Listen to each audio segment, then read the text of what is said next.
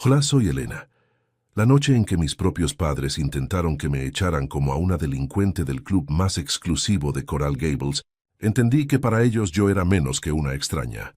Era una vergüenza. Fue la humillación más grande de mi vida, pero también el comienzo de mi liberación. ¿Alguna vez te han hecho sentir que no perteneces a tu propia familia? Antes de contarte la frase exacta que mi padre gritó para que todos en esa terraza lo escucharan y la reacción del gerente que lo cambió todo, déjame un comentario diciéndome desde dónde me estás viendo y suscríbete al canal. Créeme, no querrás perderte la cara que pusieron mis padres cuando descubrieron que la persona que menos esperaban tenía el poder de destruirlos socialmente. El conflicto principal nunca fue sobre dinero o logros, sino sobre imagen. Mi familia, los Rivera, no solo eran ricos, vivían para demostrarlo. Mi padre Ricardo y mi madre Isabel construyeron su universo social alrededor de ese club, un bastión de poder y estatus en Miami donde cada cena era una transacción y cada saludo una evaluación. Mi hermano mayor, Javier, era su réplica perfecta, un joven empresario que seguía al pie de la letra el manual de éxito familiar. Y luego estaba yo, la diseñadora gráfica, la artista, la que se mudó a un pequeño apartamento en el centro para ser independiente. Para ellos mi vida no era una elección, era un fracaso público, una mancha en su impecable reputación que debían ocultar a toda costa. Mi apartamento es mi santuario. Es pequeño, sí, y las paredes están cubiertas de bocetos, paletas de colores y proyectos a medio terminar, pero cada rincón grita libertad. Aquí no tengo que fingir ser alguien que no soy. Sobrevivo con mis propios contratos, a veces con dificultades, pero con la satisfacción de saber que cada dólar que gano es mío. Esta independencia era una ofensa directa para mis padres. No entendían por qué prefería mi vida bohemia y precaria a la comodidad de la mansión familiar. No era la comodidad lo que rechacé, sino la jaula dorada que venía con ella, las expectativas asfixiantes y la constante sensación de que, sin importar lo que hiciera, nunca sería suficiente para ellos. La invitación a la gala llegó a través de mi mentor, el señor Alejandro, un reconocido publicista que vio potencial en mi trabajo. Era un evento de networking para jóvenes emprendedores en la terraza del club. Mi primer instinto fue rechazarla. Solo la idea de pisar ese lugar, el epicentro del mundo de mis padres, me provocaba náuseas. Era el símbolo de todo lo que me habían negado, el lugar del que me hablaban como un paraíso al que yo jamás tendría acceso. Pero el señor Alejandro insistió, diciéndome que era una oportunidad única para conseguir clientes importantes. Con el corazón en un puño acepté, convenciéndome a mí misma de que iba como profesional, no como la hija descarriada de los Rivera. Esa noche, mientras me preparaba, sentí un nudo de ansiedad en el estómago. Elegí un vestido sencillo pero elegante, de un color oscuro para pasar desapercibida. Me miré al espejo y vi a una impostora. Cada fibra de mi ser me decía que no pertenecía a ese mundo de sonrisas falsas y conversaciones calculadas. Sentía el peso de años de desprecio, las frases de mi madre resonando en mi cabeza. Elena, querida, la gente como nosotros no se mezcla con... Bueno, tú entiendes. La gente como yo, la artista, la que no entendía la importancia de un apellido. A pesar del miedo, había una pequeña chispa de desafío en mí. Iba a demostrarles y a mí misma que mi talento valía más que su estatus. De repente, recordé a mi abuela, la madre de mi padre. Ella fue la única que siempre creyó en mí. Mientras mi familia veía mis dibujos como un pasatiempo inútil, ella los enmarcaba y los colgaba en su estudio. El verdadero valor no se compra, se construye, mi niña, me decía mientras me pasaba la mano por el pelo. Nunca dejes que nadie te ponga un precio, porque tu alma no está en venta. Ella falleció hace 3 años, y con ella se fue la única voz de apoyo incondicional en esa familia. Aferrarme a su recuerdo me dio la fuerza para salir de mi apartamento, tomar un taxi y dirigirme hacia la boca del lobo, sintiendo su amor como un escudo invisible. Al llegar al club, el lujo me abrumó. Mármol brillante, arreglos florales imponentes y un murmullo de conversaciones importantes llenaban el aire. El señor Alejandro me recibió con una sonrisa cálida, lo que alivió un poco mi tensión. Me presentó a varias personas, potenciales clientes, que parecían genuinamente interesados en mi portafolio. Por un momento, me permití relajarme. Quizás podía sobrevivir la noche. Hablamos de diseño, de nuevas tendencias, y por primera vez en mucho tiempo sentí que estaba exactamente donde debía estar, valorada por mi trabajo y no juzgada por mi árbol genealógico. La terraza tenía una vista espectacular de la ciudad, y por un instante me sentí en la cima del mundo. Esa sensación se hizo añicos en un segundo. Al otro lado de la terraza, sentados en una de las mejores mesas, estaban mis padres. No me vieron al principio. Reían con otra pareja, la encarnación perfecta de la élite de Miami. Mi madre, Isabel, con sus joyas discretas pero carísimas, y mi padre, Ricardo, con su aire de superioridad innata. Mi corazón se detuvo. Recé para que no me vieran, para poder terminar mis conversaciones y desaparecer, pero fue inútil. La mirada de mi madre se cruzó con la mía, y su sonrisa se congeló. Su rostro pasó de la cordialidad social a una máscara de pura incredulidad y disgusto. Le dio un codazo a mi padre, señalándome discretamente con la cabeza. La reacción de mi padre fue mucho peor. No hubo discreción. Su rostro se enrojeció de una furia contenida que conocía demasiado bien. Vi cómo su mandíbula se tensaba mientras me fulminaba con la mirada, como si mi sola presencia fuera una profanación de su templo sagrado. La pareja con la que cenaban notó el cambio de ambiente y miró en mi dirección con curiosidad. Sentí como todas las miradas de la terraza comenzaban a gravitar hacia nuestra silenciosa confrontación. El señor Alejandro, a mi lado, se dio cuenta de lo que pasaba y puso una mano tranquilizadora en mi hombro. Pero ya era tarde. Mi padre se levantó bruscamente de su silla, tirando la servilleta de lino sobre la mesa. Su voz, un trueno que rompió el elegante murmullo del lugar, resonó con una orden tajante y humillante. «Llamen al gerente, ahora mismo». El grito de mi padre cortó el aire como un cuchillo. El murmullo elegante de la terraza se desvaneció en un silencio denso y repentino. Todas las cabezas se giraron en nuestra dirección. Sentí docenas de ojos clavándose en mí, curiosos, juzgándome. El tiempo pareció ralentizarse, cada segundo estirándose en una agonía insoportable. Mi copa de vino temblaba en mi mano. Quería que la tierra me tragara, desaparecer, convertirme en una sombra invisible. Era como si una luz cegadora me estuviera apuntando, exponiendo cada una de mis inseguridades. La humillación era una ola helada que me recorría el cuerpo, paralizándome por completo. No podía moverme, no podía respirar. Solo podía sentir el peso de la vergüenza pública que mi propio padre acababa de arrojar sobre mí sin piedad. Como si el grito no hubiera sido suficiente, mi madre, Isabel, añadió su propia dosis de veneno. Con una voz fría y controlada, pero lo suficientemente alta para que la escucharan las mesas cercanas, señaló en mi dirección y dijo: «Ella no debería estar aquí. Sáquenla inmediatamente». Sus palabras, a diferencia del arrebato furioso de mi padre, fueron precisas, calculadas para herir.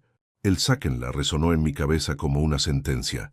No era una petición, era una orden de destierro. Los empresarios con los que había estado hablando momentos antes desviaron la mirada, visiblemente incómodos, distanciándose de la escena. En ese instante, dejé de ser una prometedora diseñadora y volví a ser la decepción familiar, la mancha que debía ser borrada del cuadro perfecto de los Rivera. El señor Alejandro, a mi lado, no se movió. Su presencia era un ancla en medio de la tormenta. Sentí como su mano, que ya estaba en mi hombro, aplicaba una ligera presión, un gesto sutil que decía: «Estoy aquí, no te derrumbes». Fue un acto de apoyo tan pequeño, pero tan significativo, que me ayudó a mantenerme en pie. No dijo una palabra, no confrontó a mis padres, simplemente se quedó a mi lado, un testigo silencioso de mi crucifixión social. Su calma contrastaba violentamente con el caos que sentía por dentro.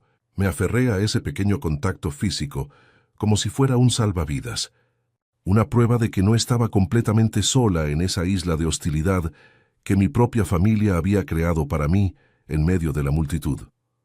Vi a un joven mesero, con el rostro pálido y los ojos muy abiertos, casi correr hacia el interior del edificio. Otros miembros del personal se miraban entre sí, sin saber cómo proceder. La orden venía de Ricardo Rivera, uno de los miembros más antiguos y poderosos del club. Ignorarlo era arriesgado, pero expulsar a una invitada de un evento corporativo de esa manera era una violación de todas las normas de etiqueta. Su indecisión solo prolongaba mi agonía, manteniendo el foco de atención sobre mí. Cada segundo que pasaba, sentía que me encogía un poco más, deseando ser tan pequeña que nadie pudiera verme. El poder de mi padre en ese lugar era palpable. Había convertido al personal en sus verdugos renuentes. En ese torbellino de vergüenza, un recuerdo fugaz me golpeó con la fuerza de un puñetazo. Tenía 18 años y estaba en una cena familiar, mostrando con orgullo mi primer portafolio de diseño. Mi padre lo había hojeado con desdén antes de cerrarlo y decir delante de todos: «Un hobby caro, Elena. Es hora de que pienses en algo serio como tu hermano». Esa frase, dicha con tanta displicencia, había plantado la semilla de la duda en mí durante años. Y ahora aquí estaba, en el epicentro de su mundo, siendo tratada no como una profesional, sino como una niña con un pasatiempo molesto que se había colado donde no debía. Esta humillación no era nueva, era simplemente la versión más pública y cruel de una herida que llevaba abierta mucho tiempo. La llegada de Mateo, el gerente del club, cambió la dinámica. Caminaba con una calma imperturbable, su traje impecable y su expresión serena. No parecía apresurado ni alarmado. Se movía con la autoridad de alguien que ha manejado innumerables situaciones delicadas. Su presencia impuso un nuevo tipo de silencio, uno de expectación. Todos en la terraza, incluidos mis padres, esperaban ver cómo resolvería el problema. Para mí, su llegada era el clavo final en mi ataúd. Era el hombre que iba a ejecutar la orden de mi padre, el que me pediría cortésmente que me retirara, completando así mi humillación frente a todo el mundo. Me preparé para el golpe final, reuniendo los últimos jirones de mi dignidad. Mi padre no esperó a que Mateo llegara a la mesa. Se le acercó con pasos decididos, interceptándolo a medio camino. «Mateo», dijo, su voz resonando con una arrogancia que no dejaba lugar a dudas. Señalándome con un gesto despectivo, continuó: «No sé cómo esta persona logró entrar, pero te aseguro que no es miembro de este club. Quiero que la escolten fuera de mi vista, inmediatamente». La palabra persona la escupió como si fuera un insulto, una forma de despojarme de cualquier identidad, de reducirme a una intrusa anónima. Estaba estableciendo su dominio, dejando claro que aquel era su territorio, y que mi presencia era una violación que debía ser castigada sin demora. Isabel. Mi madre se unió a él, reforzando el ataque con una capa de falsa preocupación por el prestigio del lugar. «Es una situación sumamente vergonzosa, Mateo. Para el club», dijo con un tono condescendiente. «Imagínate el tipo de gente que podría empezar a colarse si las reglas no se aplican con firmeza. Hay que mantener los estándares». Su argumento era perverso. Disfrazaba su crueldad personal como una defensa de los principios de la institución. No se trataba de mí, se trataba del estatus, de la exclusividad. En sus mentes, yo era una amenaza para el delicado ecosistema social que tanto se esforzaban por mantener. Una vez más, yo era el problema que había que eliminar para restaurar el orden. Fue en ese preciso instante que algo dentro de mí hizo clic. El miedo y la vergüenza, que habían sido abrumadores, comenzaron a dar paso a una fría y tranquila rabia. De repente, las palabras de mi abuela resonaron en mi mente con una claridad cristalina. «Nunca dejes que nadie te ponga un precio, porque tu alma no está en venta». Sentí como si su espíritu estuviera a mi lado, dándome la fuerza que me faltaba. Dejé de encorvarme. Levanté la barbilla, enderecé la espalda y miré directamente a Mateo, que ahora se acercaba a mí. No dije nada, pero mi lenguaje corporal cambió por completo. Ya no era la víctima asustada, era alguien que se negaba a ser borrada. La reacción de Mateo me tomó por sorpresa. Pasó junto a mis padres, ofreciéndoles apenas un asentimiento superficial que era casi un desaire. Ignoró por completo su furia expectante y caminó los últimos pasos hasta quedar frente a mí. Su mirada no contenía lástima, desprecio ni confusión. Era una mirada de profesionalismo absoluto, pero debajo de esa fachada me pareció detectar un atisbo de reconocimiento, casi de complicidad. El aire se cargó de una tensión diferente. Ya no era solo mi humillación el centro del espectáculo. Ahora había un nuevo elemento de misterio. ¿Por qué me miraba de esa manera? ¿Qué sabía él que los demás, incluidos mis padres, ignoraban por completo? El silencio se hizo tan profundo que podía oír los latidos de mi propio corazón. Mateo se detuvo a un par de pies de mí, creando una barrera invisible entre nosotros y el resto de la terraza. Mis padres lo observaban, sus rostros una mezcla de impaciencia y confusión por el hecho de que él no estuviera arrastrándome hacia la salida. El señor Alejandro seguía a mi lado, inmóvil. Mateo me miró directamente a los ojos y por primera vez esa noche alguien me vio. No a la hija de Ricardo Rivera, no a la intrusa, sino a mí, Elena. Se inclinó ligeramente como un gesto de respeto y se preparó para hablar. Lo que fuera a decir a continuación, yo sabía sin la menor duda que cambiaría absolutamente todo. Con una voz que no tembló, Mateo se dirigió a mí, ignorando por completo la furia de mi padre que ardía a su lado. «Señorita Rivera», dijo con una formalidad impecable, «le pido disculpas por esta lamentable interrupción. ¿Hay algo en lo que pueda asistirla? ¿Algún problema con el servicio o con su mesa?» Sus palabras cayeron como piedras en un lago en calma, creando ondas de confusión que se extendieron por toda la terraza. No me estaba echando, me estaba tratando como a la invitada más importante del lugar. Mi mente se quedó en blanco por un segundo, incapaz de procesar la surrealista escena. El guión que mi padre había escrito para esta noche acababa de ser arrojado a la basura, y el gerente del club era quien sostenía la pluma ahora. Mi padre, Ricardo, se quedó boquiabierto, su rostro pasando del rojo furia al púrpura de la incredulidad. «¿Qué demonios estás diciendo, Mateo?», espetó su voz un siseo bajo y peligroso. «Te di una orden clara. Esta mujer no pertenece aquí. ¡Escóltala fuera ahora mismo!». Isabel, a su lado, asintió con vehemencia, sus ojos fríos fijos en el gerente, como si estuviera tratando de fulminarlo con la mirada. Pero Mateo no se inmutó. Mantuvo su postura calmada y su mirada fija en mí, esperando mi respuesta, como si la opinión de mi padre fuera un ruido de fondo irrelevante. En ese momento, el equilibrio de poder en la terraza se inclinó de una manera tan sutil, pero tan sísmica, que todos lo sintieron. En medio de ese caos silencioso, la imagen de mi abuela Esther volvió a mí. Esta vez con una claridad abrumadora, la recordé sentada en el porche de su casa, entregándome una pesada llave de latón antiguo el día de mi graduación. «Hay puertas que el dinero no puede abrir, Elena», me había dicho, su voz suave pero firme. «Pero la dignidad y la integridad sí pueden. Esta llave es un recordatorio. Un día entenderás qué puerta abre». Nunca supe a qué se refería, y la llave había permanecido olvidada en el fondo de mi joyero, un simple recuerdo sentimental. Pero ahora, mirando a Mateo, sentí una extraña conexión entre sus palabras y el recuerdo de mi abuela. Una pieza del rompecabezas que no sabía que estaba armando acababa de encajar. Mateo finalmente se giró hacia mi padre, pero su tono no era de sumisión, sino de una firmeza inquebrantable. «Señor Rivera, mi deber es seguir los estatutos y protocolos del Riviera Club. La señorita Elena Rivera está aquí como invitada de honor del evento de esta noche, y su presencia está plenamente autorizada». Luego, con una pausa calculada que colgó en el aire, añadió: «Cualquier intento de perturbar la paz de nuestros invitados, sin importar su estatus de membresía, será tratado con la seriedad que corresponde». La amenaza velada era inconfundible. No solo se negaba a obedecerle, sino que le estaba advirtiendo que él, Ricardo Rivera, era quien estaba a punto de cruzar una línea. El murmullo entre los invitados cambió de tono.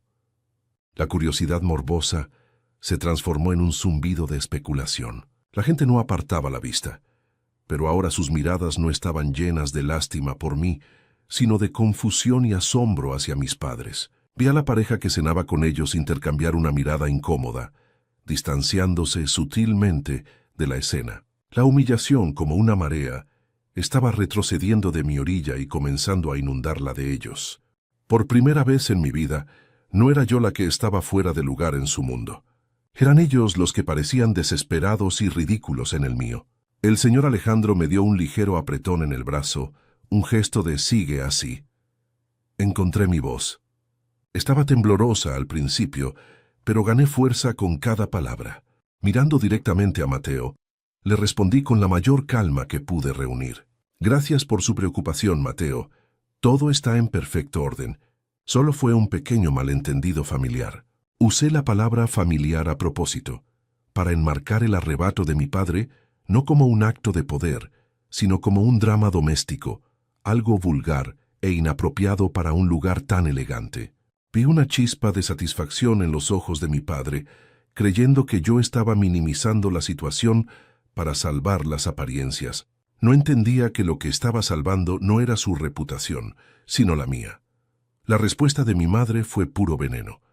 Con una sonrisa condescendiente, se dirigió a Mateo como si yo fuera una niña haciendo un berrinche. Ya lo ve, Mateo, es una chica muy dramática, siempre buscando atención. Lo mejor será que la llevemos a casa, para que no siga molestando.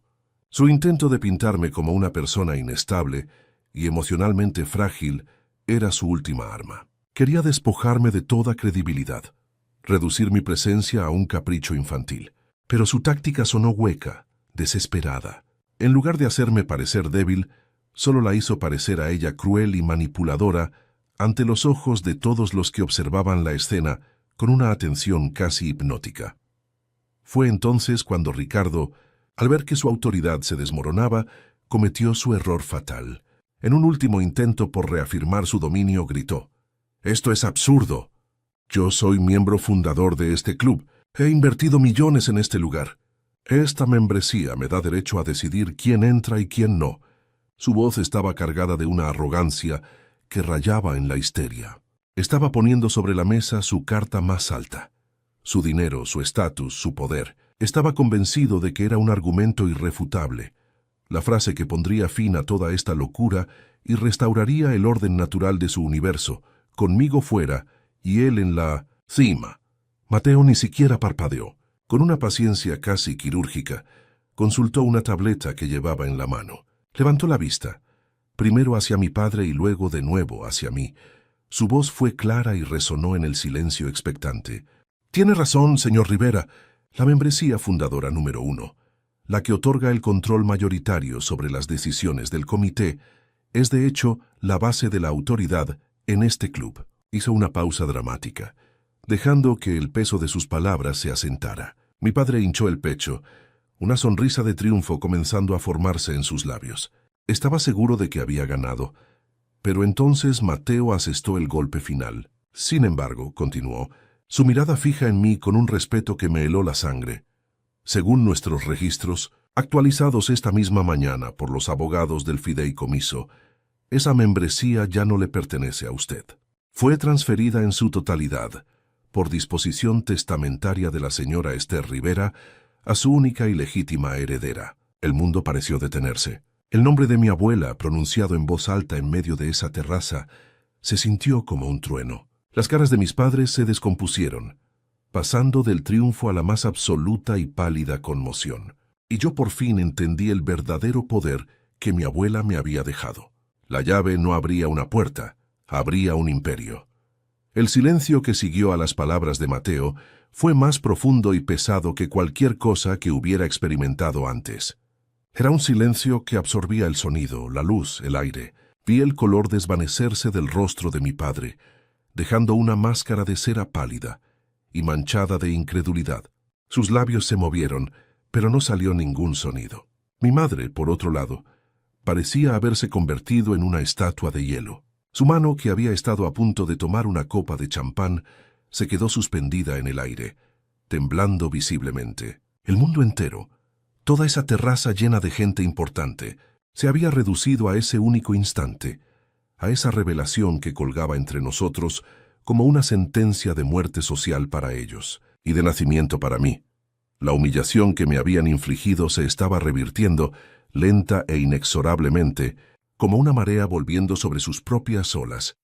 Finalmente, mi padre encontró su voz, pero era un graznido ronco y reconocible.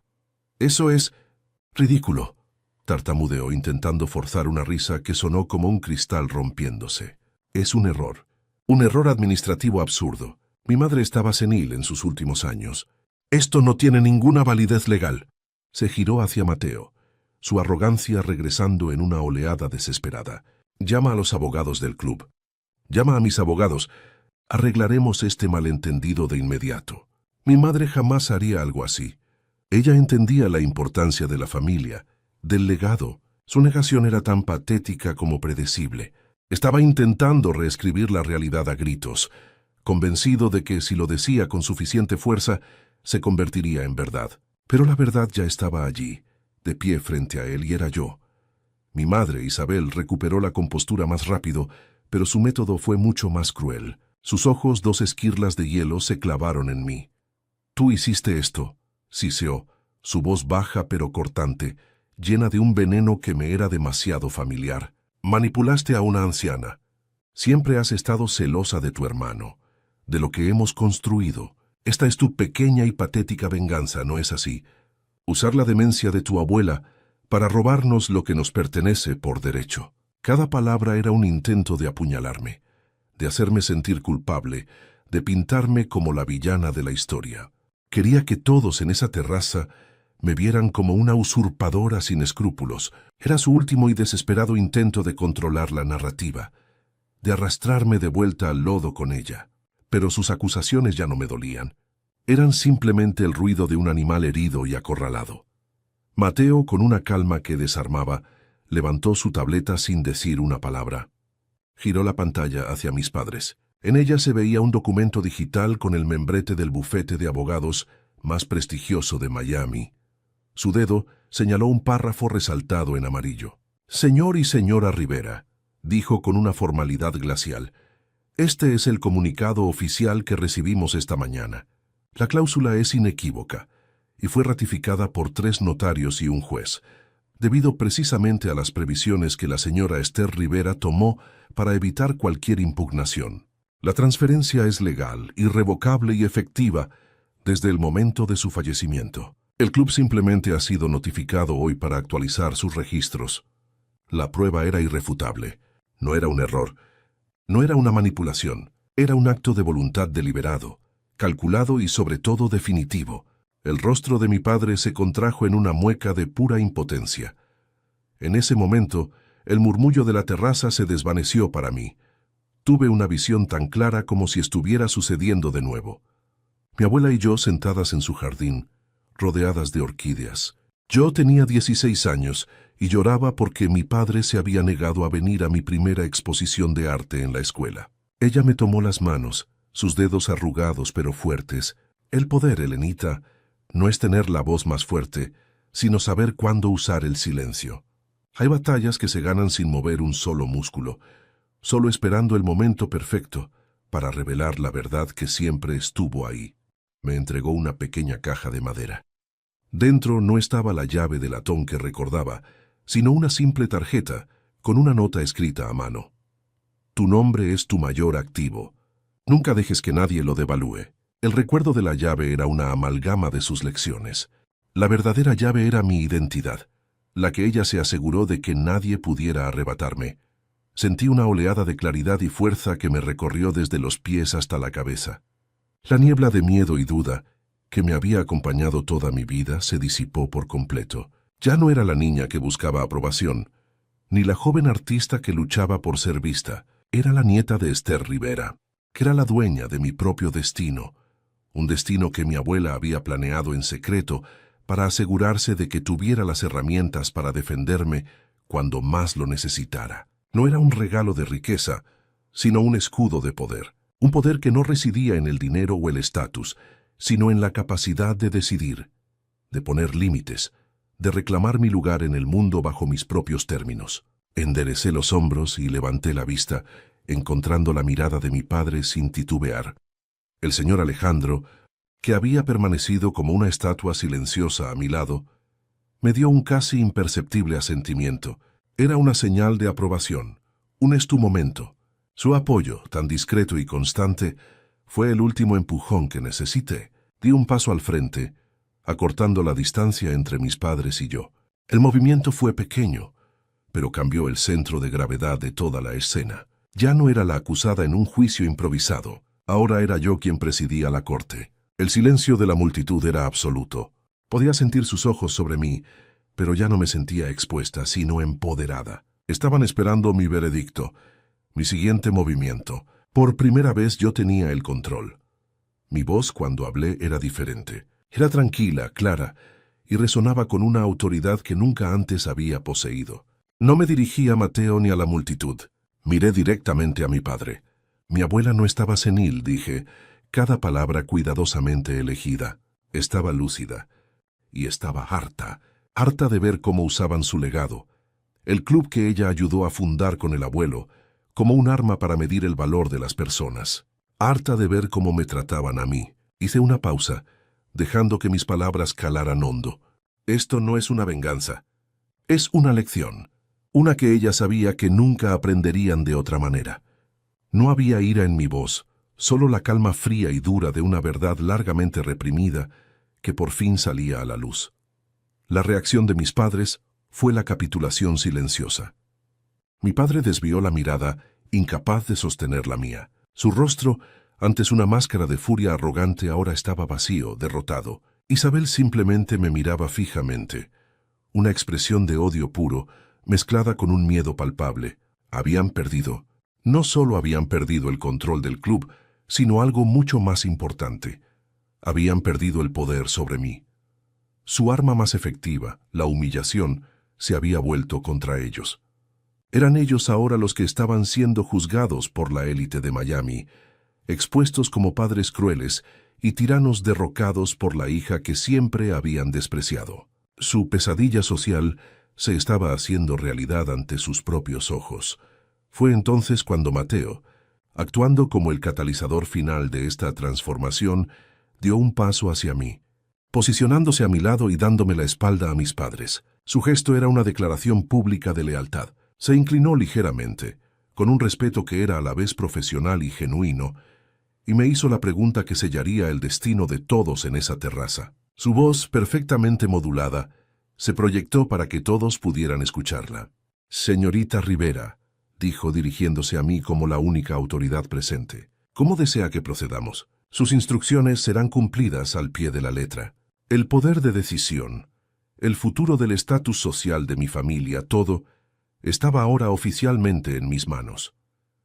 El peso de esa pregunta, ¿cómo desea que procedamos?, se posó sobre mis hombros no como una carga, sino como una corona.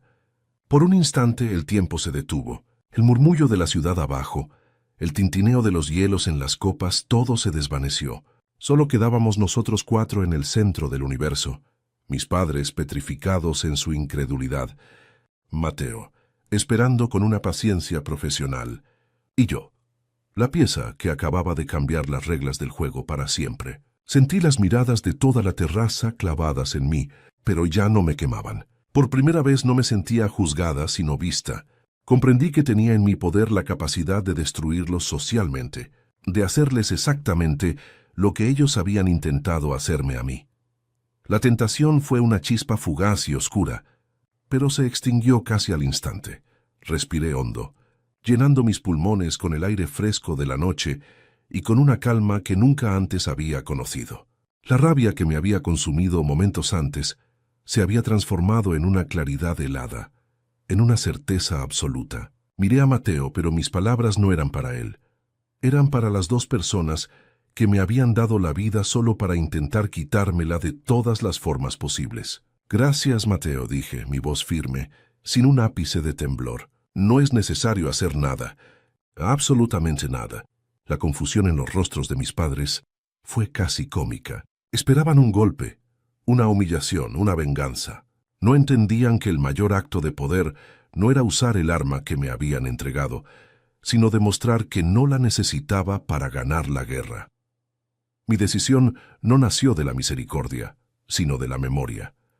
El verdadero legado de mi abuela no era una membresía en un club exclusivo, era su inquebrantable fe en la dignidad. Recordé sus manos sobre las mías, su voz diciéndome que la verdadera fortaleza no se demuestra aplastando a otros, sino manteniéndose en pie cuando intentan derribarte. Ella no me había dado este poder para que me convirtiera en ellos. Me lo había dado para que finalmente pudiera ser yo, libre de su juicio y de su control. Expulsarlos del club habría sido rebajarme a su nivel, jugar su juego sucio. Dejarlos quedarse impotentes y expuestos era una victoria mucho más profunda y duradera.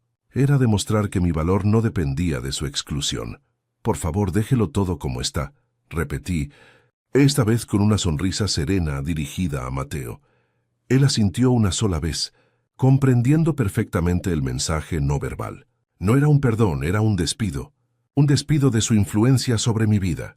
Con ese simple gesto, les quité su última pizca de poder, la capacidad de afectarme. Luego, con una lentitud deliberada me giré para enfrentar a mis padres. La pareja con la que cenaban se había levantado discretamente y se había alejado, dejándolos solos en su isla de vergüenza. El espectáculo había terminado para los demás, pero para nosotros, el verdadero acto final acababa de comenzar. Eran solo ellos y yo, bajo la luz de la luna de Miami, con años de dolor y desprecio acumulados entre nosotros. Los miré directamente a los ojos, uno por uno. Primero a mi padre, Ricardo. Su rostro, que momentos antes era una máscara de arrogancia, ahora era un lienzo de derrota. La furia había sido reemplazada por una vulnerabilidad patética que nunca le había visto. Luego miré a mi madre, Isabel. En sus ojos no había derrota, sino un odio puro y gélido. Un odio que nacía del miedo, del terror a haber perdido el control para siempre. No sentí ni lástima ni triunfo. Sentí nada. Un vasto y pacífico vacío donde antes había un agujero negro de necesidad y dolor. Eran simplemente dos personas, reducidas a su verdadera esencia, inseguras, crueles y ahora completamente irrelevantes para mí. Yo pertenezco aquí, dije, y mi voz no se alzó, pero cada sílaba resonó con el peso de una verdad irrefutable. No por llevar su apellido ni por esta membresía. Hice una pausa, asegurándome de que me escucharan, de que cada palabra se grabara en su memoria. Pertenezco aquí por la fe que mi abuela tuvo en mí, cuando ustedes no la tuvieron. Y pertenezco aquí por lo que estoy construyendo con mis propias manos, lejos de su sombra. No era una acusación, era una declaración de independencia. La última frase que necesitaría decirles. Con eso, el último hilo invisible que me ataba a su aprobación se rompió, convirtiéndose en polvo. La reacción de mi padre fue el silencio absoluto. Abrió la boca para hablar, pero no salió nada. Fue como si todas las palabras arrogantes, todas las órdenes y todas las críticas se hubieran atascado en su garganta.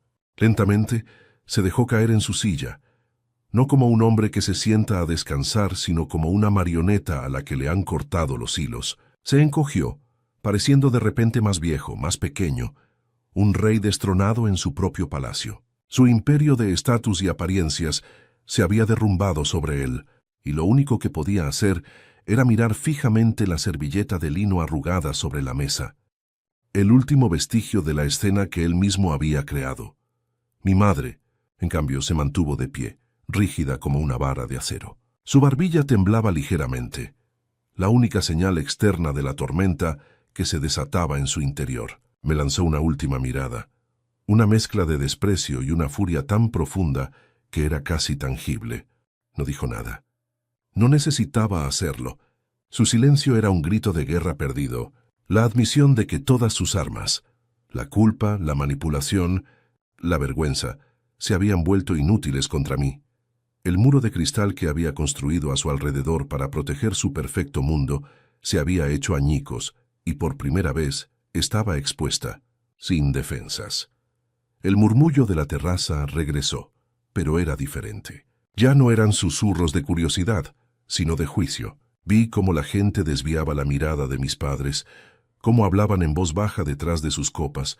El club, que había sido su escenario para brillar, se había convertido en el tribunal de su condena social. La humillación que habían diseñado para mí se les había devuelto multiplicada por 100, no por mi mano, sino por el peso de sus propias acciones. El estatus que tanto valoraban era frágil, y acababan de demostrarle a toda la élite de Miami cuán fácilmente podía romperse. Eran los protagonistas de un escándalo que se contaría durante semanas. Me di la vuelta, dándoles la espalda por última vez. Caminé hacia el señor Alejandro, que me esperaba con una pequeña y orgullosa sonrisa. «Creo que hemos terminado por esta noche», le dije en voz baja. Él simplemente puso una mano en mi hombro y asintió. «Has hecho más que eso, Elena. Te has encontrado a ti misma». Juntos caminamos hacia la salida, dejando atrás la escena de la devastación. No miré hacia atrás. No necesitaba hacerlo. Cada paso que daba me alejaba más de la niña asustada que había llegado esa noche y me acercaba más a la mujer que estaba destinada a ser. Mientras cruzaba el umbral de la terraza y me adentraba en el lujoso interior del club, una sensación de ligereza me invadió. No era euforia, era paz, una paz profunda y arraigada que venía de cerrar el capítulo más doloroso de mi vida. La llave de mi abuela no era de latón, y no abría la puerta de un club. Era la llave de mi propia jaula, y esa noche por fin había aprendido a usarla. El aire fuera del club se sentía diferente, más limpio, lleno de posibilidades. Por primera vez en mi vida, sentí que el futuro era un lienzo en blanco, y yo, y solo yo, sostenía los pinceles. Al salir del club, el aire de la noche de Miami se sentía diferente, como si pudiera respirarlo por primera vez, sin que pesara en mis pulmones. El señor Alejandro no dijo nada durante el trayecto en taxi de regreso a mi apartamento. Su silencio era un gesto de profundo respeto, una forma de darme el espacio que necesitaba para procesar la monumental transformación que acababa de ocurrir. No hubo preguntas ni consejos, solo la presencia tranquilizadora de alguien que había sido testigo de mi renacimiento. Cuando llegamos a mi edificio, simplemente me dio un apretón en el hombro y dijo: «Estoy muy orgulloso de ti, Elena, no por lo que tienes, sino por lo que eres». Esas palabras significaron más para mí que cualquier membresía o cuenta bancaria. Esa noche dormí profundamente, sin pesadillas por primera vez en años, sintiéndome por fin dueña de mi propia casa y de mi propia vida. A la mañana siguiente, la realidad de mi nueva situación comenzó a asentarse de formas muy concretas. El primer llamado fue de Mateo, el gerente del club. Su tono era impecablemente profesional, pero había una calidez subyacente que no estaba allí la noche anterior. Me informó que los abogados del fideicomiso de mi abuela se pondrían en contacto conmigo esa misma semana para explicarme todos los detalles de mi herencia. No se trataba solo de la membresía fundadora, sino también de un pequeño portafolio de inversiones diseñado para cubrir los costos de mantenimiento del club y proporcionarme un ingreso modesto pero estable. Mi abuela no solo me había dado un escudo, me había dado una base. Mateo concluyó la llamada preguntando si deseaba hacer algún cambio en los privilegios de acceso de mi familia. Le dije que no, que todo debía permanecer exactamente igual. El silencio del otro lado de la línea fue breve, pero entendió perfectamente el mensaje. No era un acto de guerra, era una declaración de mi absoluta indiferencia. Los abogados fueron increíblemente eficientes. Me explicaron que mi abuela, Esther, había estructurado su testamento con una precisión quirúrgica, anticipando que mi padre intentaría impugnarlo. Había incluido evaluaciones psiquiátricas de sus últimos 5 años y múltiples testigos notariales. El documento era una fortaleza legal inexpugnable. El fideicomiso me proporcionaba la independencia financiera que siempre había anhelado, no para vivir una vida de lujos, sino para tener la libertad de elegir mis proyectos de diseño, sin la presión de tener que pagar el alquiler a fin de mes. De repente, mi pequeño apartamento no se sentía como una lucha, sino como una elección. Era el santuario que yo había construido, y ahora tenía los recursos para protegerlo y hacerlo crecer. La sensación de seguridad era abrumadora, una calma que nunca había conocido. La reacción de mi familia fue un silencio ensordecedor. Pasaron días, luego una semana, sin una sola llamada o mensaje de mis padres. La noticia, sin embargo, se había extendido como un reguero de pólvora por su círculo social. El señor Alejandro me contó con mucho tacto que la historia que circulaba era la de unos padres humillados públicamente por la hija que habían despreciado. Ricardo e Isabel se convirtieron en parias en su propio reino. Dejaron de asistir a los eventos del club, cancelaron sus cenas semanales. Su estatus, construido sobre una base de apariencias y poder percibido, se desmoronó en una sola noche. La ironía era dolorosa y perfecta. El lugar que habían usado como arma para excluirme se había convertido en su propia prisión. No podían ir sin enfrentarse a mi autoridad silenciosa y no podían dejar de ir sin admitir su derrota. La única comunicación que recibí fue un correo electrónico de mi hermano, Javier. No era una disculpa ni una muestra de apoyo. Era una propuesta de negocios disfrazada de preocupación familiar. «Elena, creo que deberíamos hablar», escribió. «Papá y mamá están devastados. Quizás podamos llegar a un acuerdo que funcione para todos. La imagen de la familia es importante». Su mensaje era tan transparente que casi me hizo reír. Su preocupación no era por el bienestar de nuestros padres, sino por el impacto que el escándalo podría tener en el negocio familiar y en su propia reputación. Le respondí con una sola frase: «No hay nada que negociar, Javier. Te deseo lo mejor». Con ese correo corté el último lazo de obligación. Él era parte de su mundo, y yo finalmente era libre del mío. Paradójicamente, la humillación que mis padres habían planeado para mí se convirtió en el mayor impulso para mi carrera. Varios de los empresarios que presenciaron la escena en la terraza me contactaron en los días siguientes. No mencionaron el incidente directamente, pero sus correos electrónicos hablaban de admiración por mi gracia bajo presión y mi integridad. Me ofrecieron proyectos importantes, contratos que antes solo podía soñar. Mi portafolio, que mi padre había llamado un hobby caro, se convirtió en mi boleto a la independencia total. El señor Alejandro me ayudó a navegar estas nuevas oportunidades, actuando no solo como mentor, sino como un verdadero amigo. Mi trabajo comenzó a florecer, no por el poder de un apellido, sino por la fuerza de mi propio nombre, un nombre que había reclamado esa noche. Un mes después, recibí una carta certificada. Era de un bufete de abogados que representaba a mis padres. El documento era frío e impersonal. En él, Ricardo e Isabel me ofrecían una suma considerable de dinero, a cambio de que yo les cediera el control total y absoluto de la membresía fundadora. Ni una palabra de arrepentimiento, ni una pizca de emoción. Era su último y desesperado intento de comprar su poder de vuelta, de reducir nuestra relación a lo único que siempre habían entendido: una transacción financiera. Le pedí a mi abogado que respondiera con una negativa formal y cortés. La carta no me causó dolor ni ira. Solo sentí una profunda lástima por ellos, por su incapacidad de entender que las cosas más valiosas de la vida, como la dignidad y el amor propio, no tienen precio. Ahora, 6 meses después, mi vida es irreconocible. Me mudé a un estudio un poco más grande, con grandes ventanales que inundan de luz mis lienzos y mi computadora. Mi negocio de diseño gráfico es próspero y trabajo con clientes que respetan mi visión. Mantengo una relación profesional y cordial con Mateo, quien administra el club con una eficiencia impecable. Nunca uso la membresía.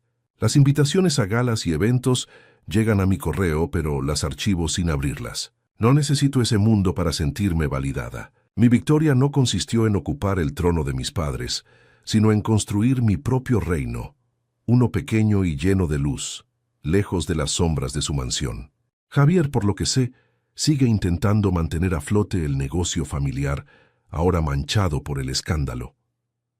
A veces, por la noche, saco la pequeña caja de madera que me dio mi abuela. Dentro no hay ninguna llave, solo esa nota que había olvidado.